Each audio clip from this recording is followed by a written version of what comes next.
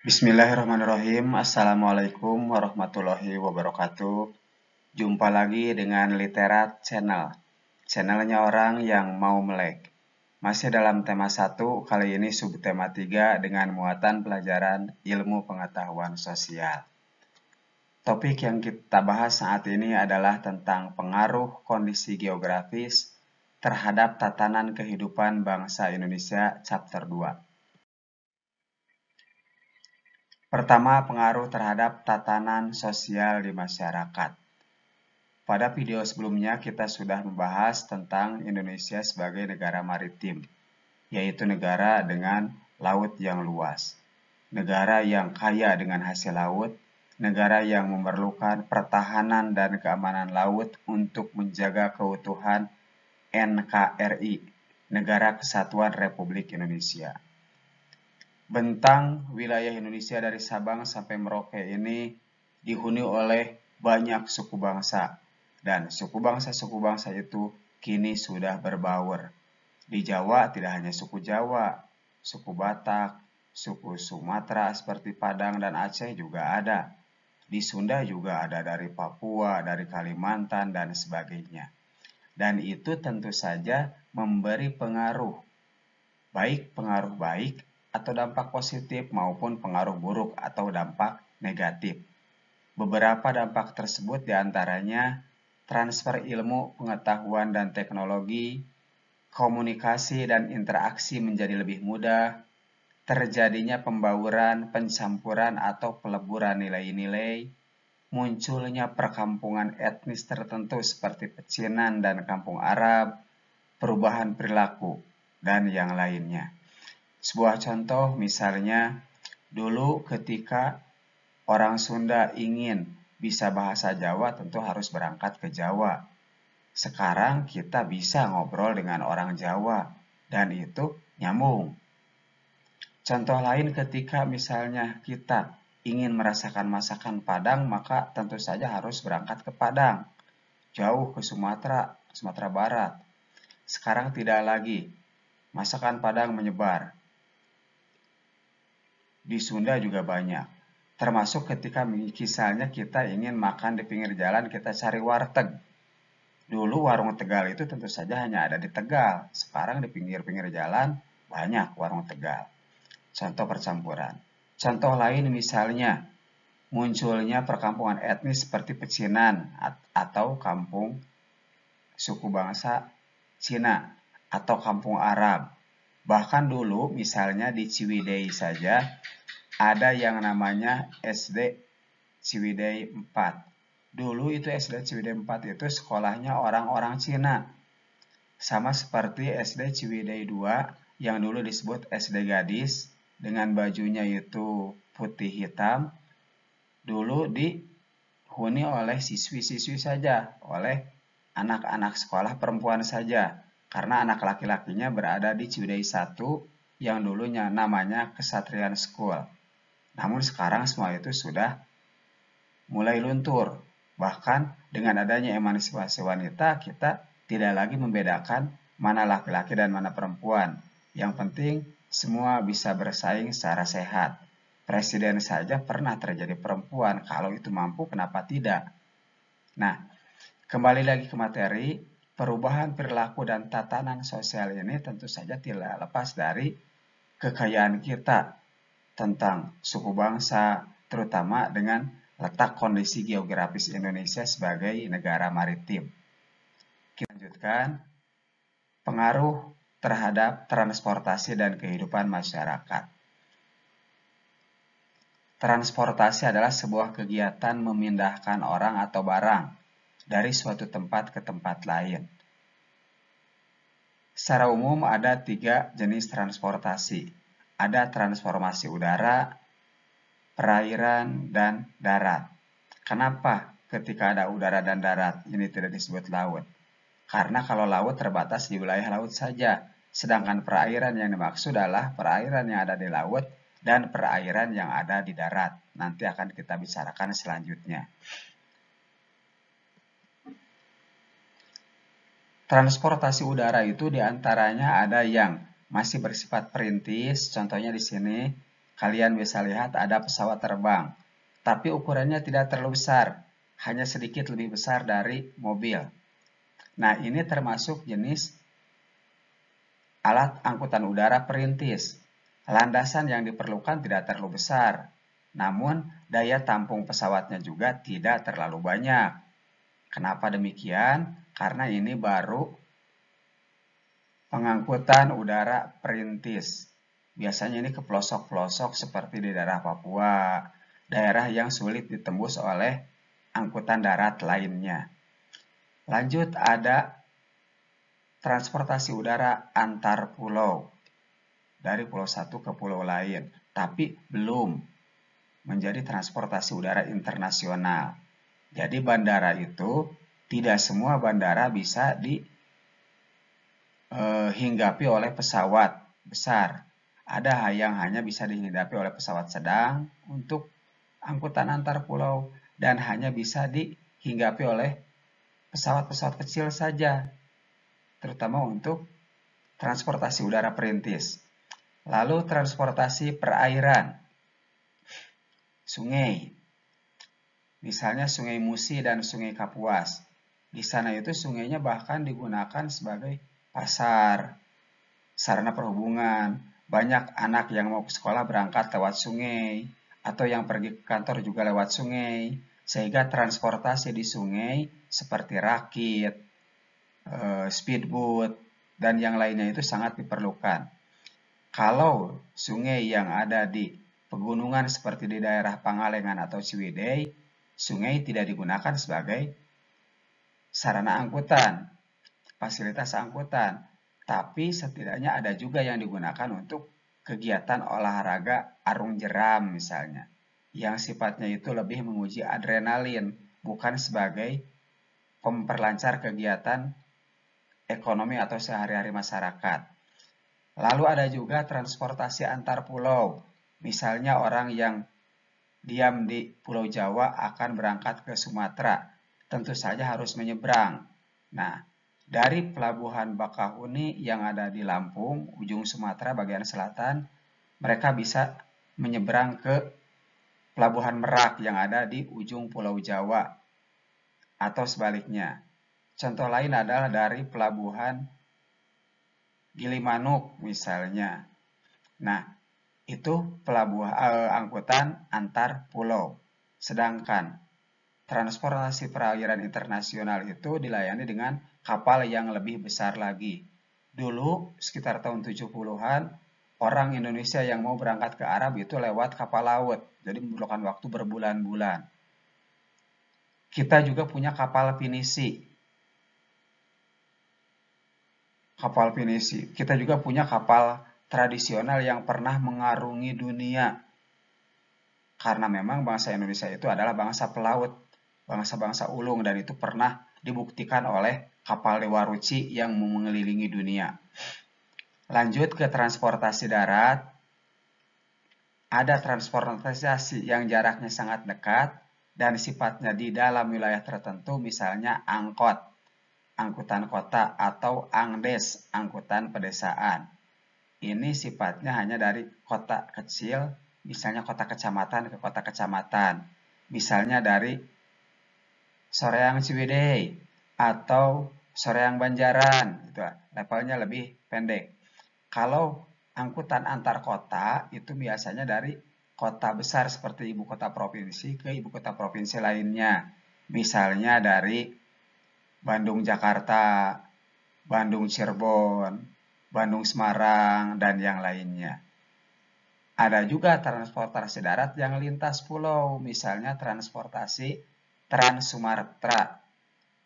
Bis angkutan dari Jawa, dari Bandung misalnya, mau ke Sumatera, tapi tentu saja harus melewati penyeberangan antar pulau. Jadi mobil-mobil seperti bus dan truk itu nanti akan masuk ke kapal feri. Dari sana bersama kapalnya menyeberang ke Sumatera, ke Pelabuhan Bakahuni. Setelah sampai di sana baru turun lagi dan melanjutkan perjalanannya ke wilayah Sumatera. Itu lintas pulau. Seperti juga yang lain, tentu saja setiap perubahan itu ada dampak positif dan dampak negatifnya. Beberapa dampak positif diantaranya tentu saja akan menciptakan banyaknya lapangan kerja. Ada orang yang bisa menjadi sopir, menjadi kernet, atau ada juga yang menjadi pilot, menjadi kopilot, menjadi pramugari, dan yang lainnya. Banyak lapangan kerja yang bisa kita manfaatkan bagi mereka yang mau berusaha. Dampak positif yang lainnya adalah mobilitas penduduk atau kegiatan penduduk yang semakin lancar karena banyak tersedia angkutan-angkutan pilihan. Bahkan dengan diam di pinggir rumah saja, kita tinggal telepon, kita bisa pesan angkutan online, baik roda 2 maupun roda 4. Namun, dengan lancarnya transportasi seperti ini, tentu saja ada dampak negatifnya. Misalnya rentan dengan penyelundupan. Apakah itu penyelundupan barang antik, atau penyelundupan barang-barang terlarang seperti narkoba, penjarahan atau pencurian benda-benda tertentu, dan terancamnya persatuan alias disintegrasi.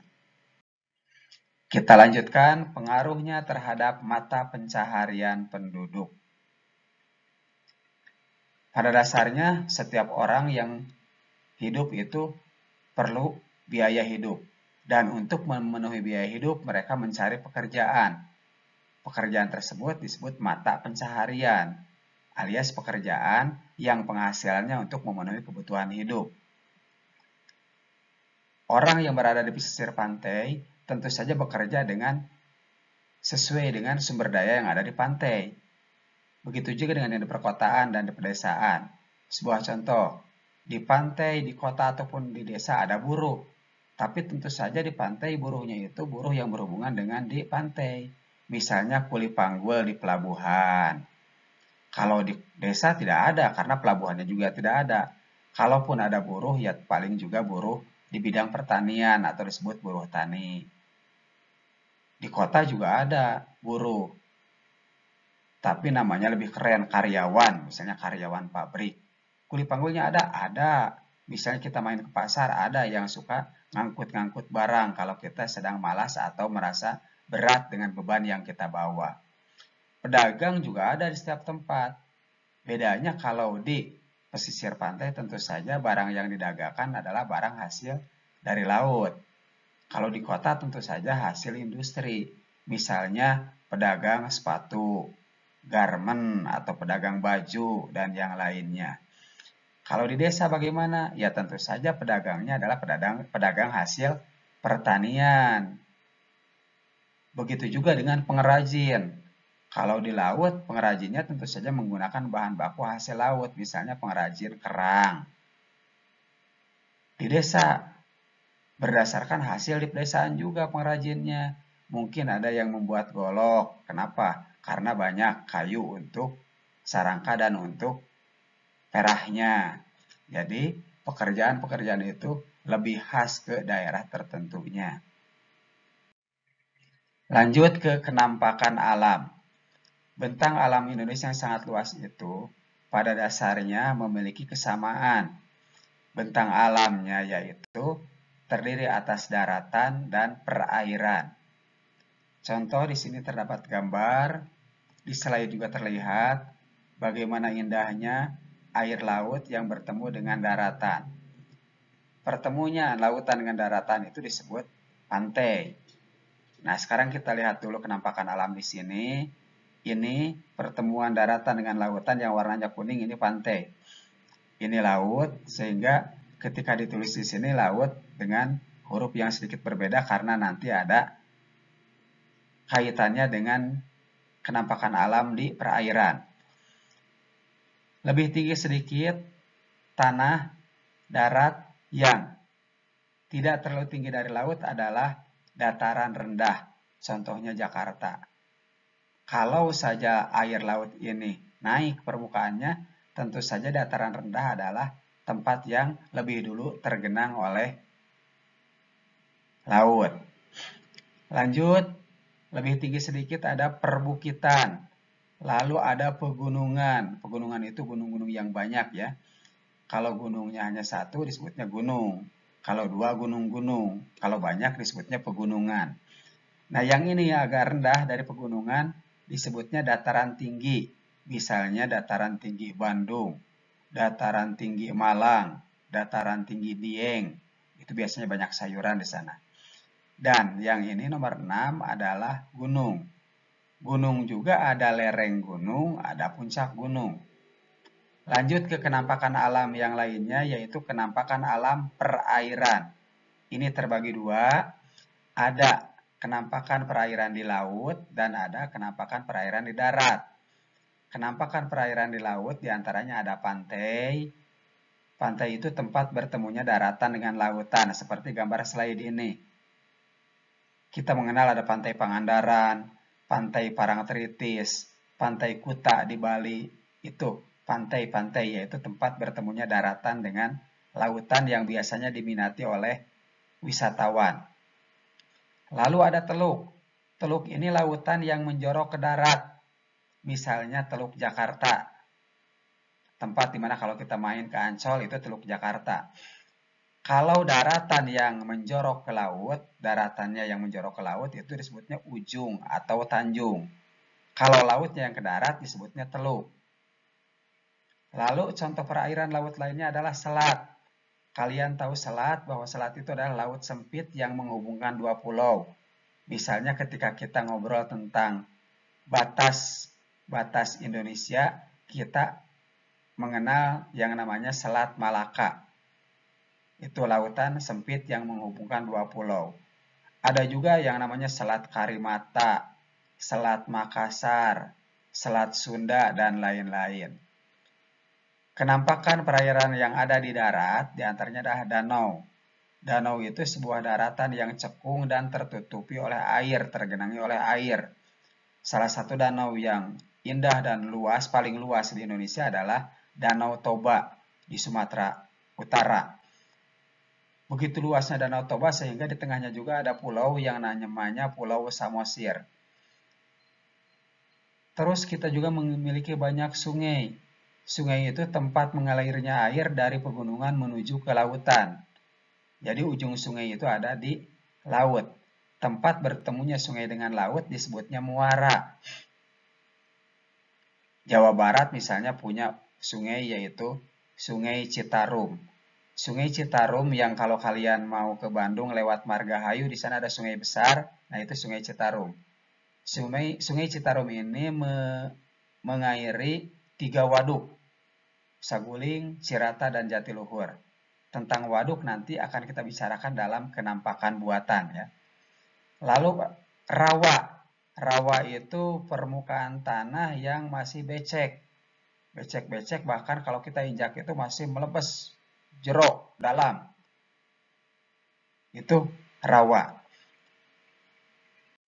Lanjut ke kenampakan buatan. Kenampakan buatan ini kenampakan yang sengaja dibuat oleh manusia untuk keperluan tertentu. Sama seperti tadi, bahwa setiap perbuatan tentu saja ada dampak positif dan negatifnya. Salah satu dampak negatif yang kita terima dari kenampakan buatan adalah semakin berkurangnya pesawahan, perkebunan, atau hutan. Kenapa? Karena beralih fungsi menjadi kenampakan buatan seperti berikut.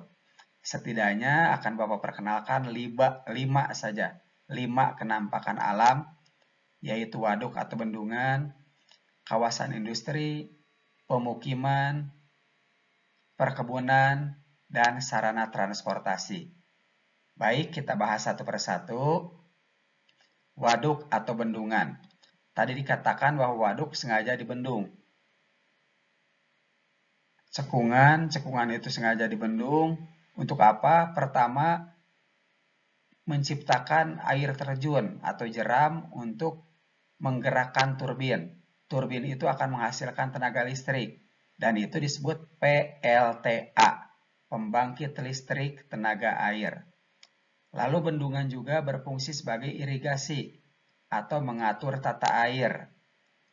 Ketika ketika musim kemarau, jangan sampai kekurangan air, dan ketika musim hujan, jangan sampai terjadi banjir. Di waduk juga bisa dimanfaatkan untuk perikanan. Banyak orang tua kita yang sengaja mancing ke Cirata atau ke Saguling misalnya. Selain itu, waduk atau bendungan juga bisa digunakan sebagai objek wisata atau sebagai sarana olahraga. Ya tentunya olahraga air, mana mungkin main bola di waduk ya. Lanjut ke kawasan industri. Yang namanya kawasan industri itu cenderung dan identik dengan adanya pabrik. Kenampakan alam dirubah oleh manusia menjadi kawasan pabrik atau kawasan industri. Contohnya di Cilegon kita mengenal ada pabrik besi baja. Di Bogor kita punya pabrik ban yang besar yaitu pabrik ban Goodyear. Di Gresik kita punya pabrik pupuk. Dan di Kudus, coba di Kudus ada apa? Oke, kalau orang tua kalian perokok, maka di kemasan rokok itu diantaranya ada yang disebut ditulis Kudus. Nah, Kudus itu nama tempat di mana di sana itu banyak pabrik-pabrik rokok. Lanjut ke pemukiman. Pemukiman ini adalah tempat yang jadi pusat kegiatan penduduk. Ada yang berupa perumahan, ada yang berupa pertokoan, perkantoran, sekolah, kampus-kampus, dan sebagainya. Nah, sawah atau ladang atau hutan ditebang, berubah menjadi kenampakan buatan seperti perumahan, pertokoan, perkantoran, sekolah-sekolah, dan yang lainnya. Banyak dampak negatifnya juga. Misalnya, dulu di daerah Cianjur dan Bogor, kalau kalian mau ke Jakarta lewat Puncak, dulu di sana itu hutan. Banyak pepohonan besar yang bisa menyerap air hujan. Namun sekarang pohon-pohon besarnya sudah hilang karena ditebang dan dijadikan perumahan. Ketika hujan turun dengan derasnya, tidak ada yang menyerap air, sehingga air akan mengalir dengan lancar ke daerah yang lebih rendah, yaitu Jakarta. Akibatnya Jakarta kebanjiran. Lanjut, ada juga kenampakan buatan berupa perkebunan. Beberapa hasil kebun yang terkenal di Indonesia adalah coklat, kopi, teh, kelapa, karet, kelapa sawit, dan yang lainnya. Perkebunan-perkebunan ini tentu saja menyerap tenaga kerja, banyak keuntungannya. Walaupun di sisi lain ada juga kerugiannya, yaitu berkurangnya hutan yang tadinya merupakan paru-paru dunia, merupakan tempat diproduksinya oksigen. Lanjut ke sarana transportasi. Pada slide sebelumnya kita sudah ngobrol tentang alat transportasinya seperti mobil. Mobil itu tidak mungkin bisa berjalan kalau tidak ada jalannya. Nah, jalannya itu disebut sarana transportasi. Di mana jalan itu dibuat? Mungkin dulunya sawah atau dulunya adalah kebun. Contohnya di dekat Jalak Harupat, Soreang.